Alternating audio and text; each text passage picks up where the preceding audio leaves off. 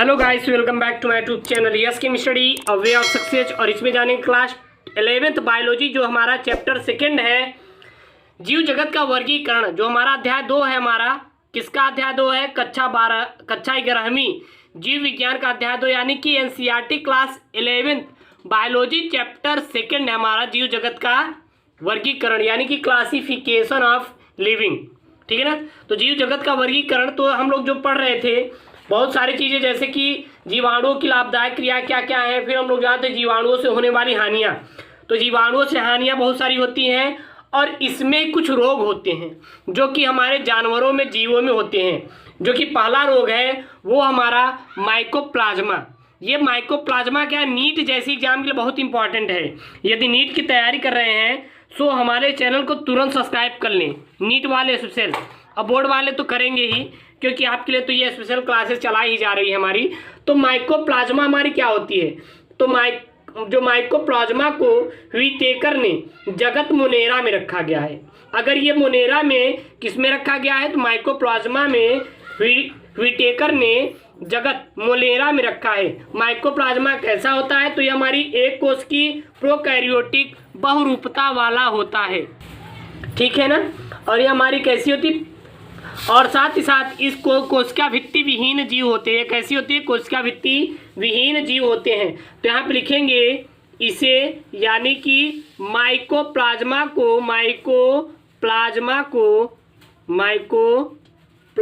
को व्हिटेकर ने, किसने? व्हिटेकर ने जगत मोनेरा में रखा है। मोनेरा में रखा है। तो इसे कहाँ रखा है? इसे रखा है, माइकोप्लाज्मा को व्हिटेकर ने जगत मोनेरा में रखा है। ठीक है ना। और ये कैसे होते हैं? तो हमारे जो माइकोप्लाज्मा होते हैं यह हमारे एक कोश की प्रोकैरियोटिक बहुरूपता दर्शाने वाले जीव होते हैं, जो कोशिका भित्ति विहीन जीव होते हैं। तो इसमें लिखेंगे यह एक कोश की, यह एक कोश की प्रोकैरियोटिक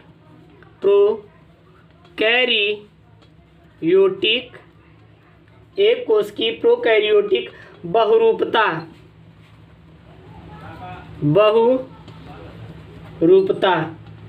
दर्शाने वाले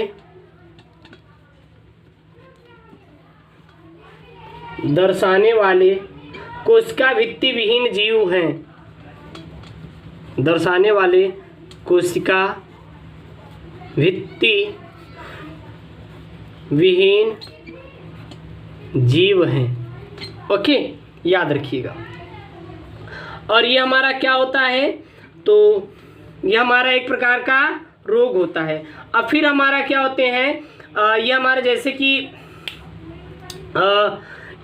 मतलब इसको किसने पहचाना था? तो इसको पाश्चर, एक लुईस पाश्चर थे, उन्होंने ही माइकोप्लाज्मा को पहचाना था। और ई नोकार्ड तथा आर रॉक्स ने इस रोग के कारक तत्व को पृथक कर कृत्रिम माध्यम पर संवर्धित किया। और उन्होंने देखा कि कृत्रिम माध्यम में यह कारक तत्व बहुरूपता दर्शाता है, यानी कि बहुत सारे रूपों में पाया जाता है। इसीलिए नोवाक ने इन जीवधारियों को माइकोप्लाज्मा वंश में रखा गया। तो याद रखिएगा, ये भी हमारा क्या होता है? एक प्रकार का वो होता है। ठीक ना। फिर दूसरा हमारा रोग क्या होता है? वो आता है आपका, मेरे प्यारे बच्चों, हमारा आता है एक्टिनोमाइसीटीज। क्या आती है हमारी रोग? वो आती है आपकी, यहाँ पे हेडिंग डाल लेंगे, एक्टिनोमाइसीटीज। अगला हमारा रोग क्या होता है?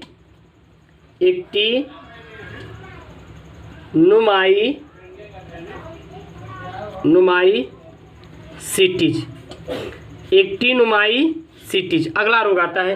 तो एक्टिनोमाइसीटीज हमारी क्या रोग होता है? अगर ये देखें तो एक्टिनोमाइसीटीज प्रायः कृत्रिम माध्यम में संवर्धित करने पर अरीय निवाहकों के रूप में उगती है, अतः इन्हें किरण कवक भी कहा जाता है। ठीक है ना। यह हमारा कहाँ पे हमारा संवर्धित होते हैं? तो सदैव कृत्रिम माध्यम में ही संवर्धित होते हैं। यहाँ पे लिखेंगे यह रोग, यानी कि यह हमेशा यह हमेशा कृत्रिम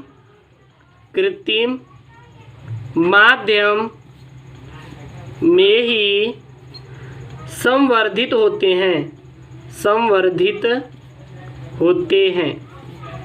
ठीक है, ये हमेशा क्या होते हैं, कृत्रिम माध्यम में ही संवर्धित होते हैं। ये हमारी खास बात होती है। और ये क्या होते हैं, इन्हें किरण कवक भी कहा जाता है। इन्हें क्या होते हैं, किरण कवक भी कहा जाता है। लिखेंगे इन्हें किरण कवक भी कहा जाता है। ये आपके लिए भी क्या है, हमारा बहुत ही इम्पॉर्टेंट है। ठीक है ना। और हमारा क्या होते हैं, यह कैसे होते हैं, तो यह हमेशा एक कोशिकीय शाखित तथा तंतुमय जीवाणुओं का समूह जो कवक के माइसीलिया के समान प्रतीत होता है, इसीलिए इसे हम लोग एक्टिनोमाइसीटीज कहलाता है। तो ये कैसे होते हैं, यह एक कोशिकीय, लिखेंगे यहाँ पे, यह एक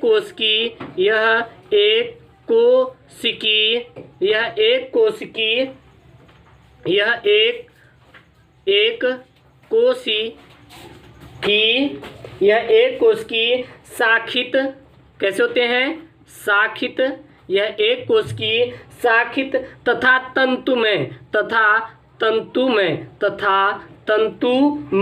ठीक है ना, जीवाणु का समूह। तंतुमय क्या लिखेंगे, जीवाणु का समूह,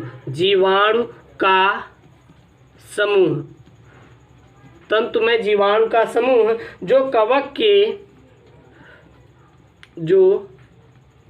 कवक के माइसीलिया के समान होते हैं। माइसीलिया के समान होते हैं,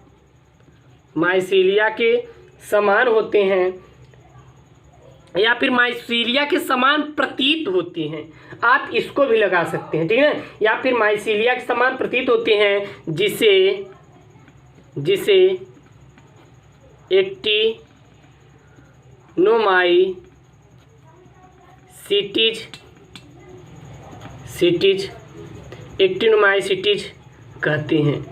एक्टिनोमाइसीटीज कहते हैं, ओके, जो कि आप लिए क्या है, बहुत ही इम्पॉर्टेंट है। अगर इसकी लक्षण की बात करें, यह हमारे कहाँ पाए जाते हैं, इसके लक्षण कुछ हैं। तो ये प्रायः मृदा, स्वच्छ जल, खाद्य उद्योग, कार्बन युक्त बहुतायत मिलते हैं, ठीक है ना। और ये हमारे ग्राम पॉजिटिव मृतजीवी जीवाणु होते हैं। यह हमारा क्या होते हैं, यह हमारे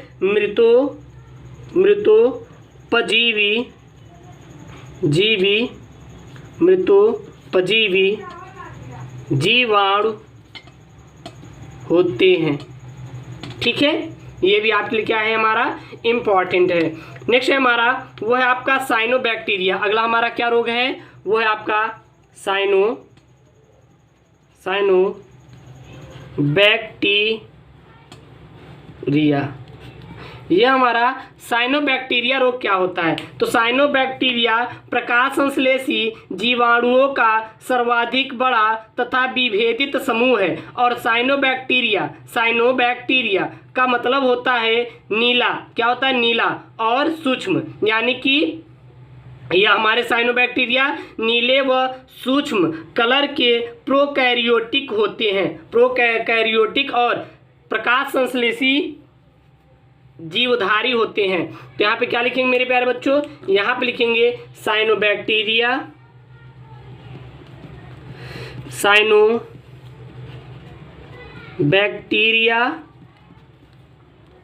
प्रकाश संश्लेषी जीवाणुओं का सर्वाधिक बड़ा तथा विभेदित समूह है। विभेदित क्या है, समूह है। यह नीले रंग तथा सूक्ष्म प्रोकैरियोटिक प्रोकैरियोटिक एवं प्रकाश संश्लेषी जीवधारी होते हैं। कैसे होते हैं? प्रकाश संश्लेषी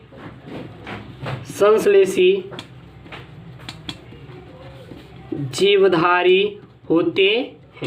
ठीक है ना। और इनके कुछ लक्षण देख के पहचान की बात करें तो ये हमारे एक कोश की होते हैं। यह एक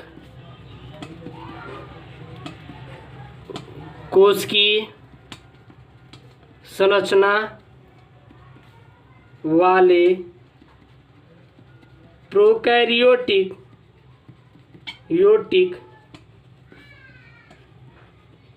जीवधारी होते हैं। ये प्रोकैरियोटिक क्या होते हैं? जीवधारी होते हैं। ठीक है ना। फिर हमारा आता है एक आर्की बैक्टीरिया।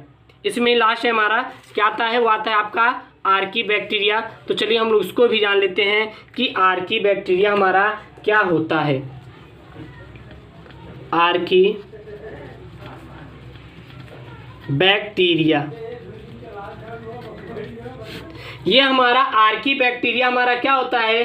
तो इन्हें आद्य जीवाणु भी कहते हैं। वास्तव में आर्की बैक्टीरिया विशिष्ट प्रकार के ऐसे प्रोकैरियोटिक सूक्ष्मजीव हैं जो कि अंतः समुद्री, उष्ण समुद्री तथा लवण युक्त झीलों, समुद्र के किनारों तथा सल्फर युक्त गर्म जल स्रोतों इत्यादि में पाए जाते हैं। ठीक है ना, याद रखिएगा। यहाँ पे हम लोग लिखेंगे इन्हें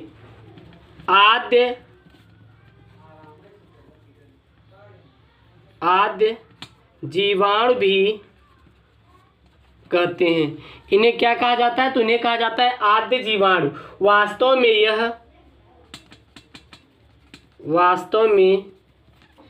यह विशिष्ट प्रकार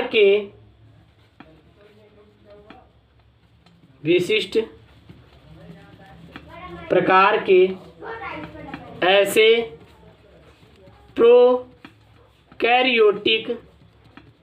प्रोकैरियोटिक सूक्ष्म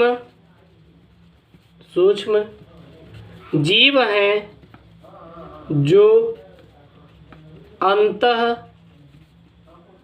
समुद्री, उष्ण समुद्री लवण युक्त झील,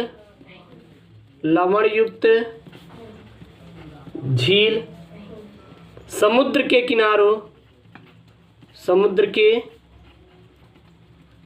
किनारों सल्फर युक्त गर्म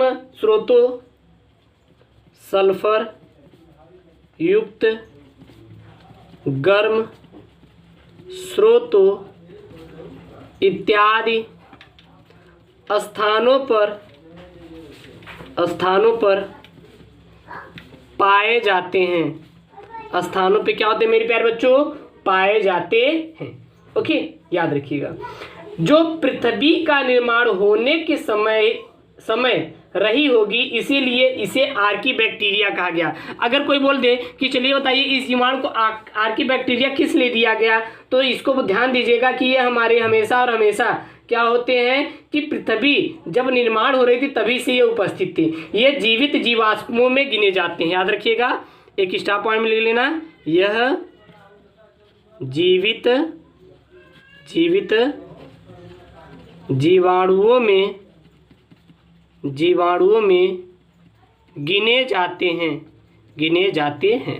तो मेरे प्यारे दोस्तों, ये क्लास 11th एनसीईआरटी बायोलॉजी के चैप्टर 2 जीव जगत का वर्गीकरण, क्लासिफिकेशन ऑफ लिविंग, ठीक ना, ऑर्गेनिज्म, तो ये आपके लिए बहुत इंपॉर्टेंट है। इसका नोट्स आप कंप्लीट कर लीजिए। सभी वीडियो आपको प्लेलिस्ट मिल जाएंगे। डेली वीडियो लगातार अपलोड किए जा रहे हैं। सो चैनल पे नए हैं तो चैनल को सब्सक्राइब कर लेंगे दोस्तों। थैंक यू, जय हिंद।